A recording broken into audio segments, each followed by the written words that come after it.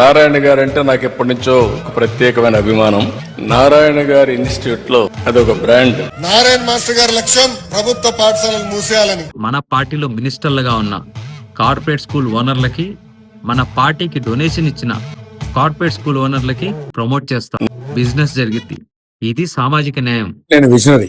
అట్టా కాకుండా మీ నాయకుడు Jagan, we have witnessed firsthand and discussed here. We had the privilege of visiting one of your schools here in Tirupati to see the kind of development that has happened in the education sector. Your development, your schemes have really seeped into every layer of Andhra Pradesh, to every city, to every single town. Because it's a model that Andhra Pradesh follows is perhaps something every state can learn from.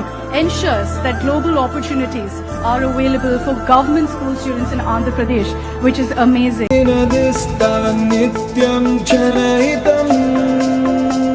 ఒక government school ని కూడా corporate school లాగా చేస్తే ఎవరు చేరతాడరా? Corporate స్కూల్లో, government స్కూల్లో ఎవరు చేరతాడరా?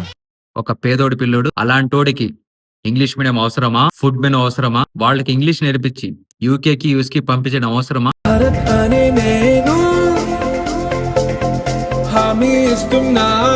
Government school అంటే గోడకు కొట్టిన రంగు పచ్చరంగా, తెల్లది కొట్టేస్తే మాస్పి పచ్చగా తెలియనట్టు ఉండాలా. ఇవన్నీ తెలియాలంటే 40 ఏళ్ల రాజకీయ అనుభవం ఉండాలిరా. పుట్టి ప్రజాసేవ కాదు. తమ్ముళ్ళు, ఛానల్ ని సబ్స్క్రైబ్ చేసుకోవడం మర్చిపోవద్దు. భారత్ అనే నేను హామీ ఇస్తున్నాను.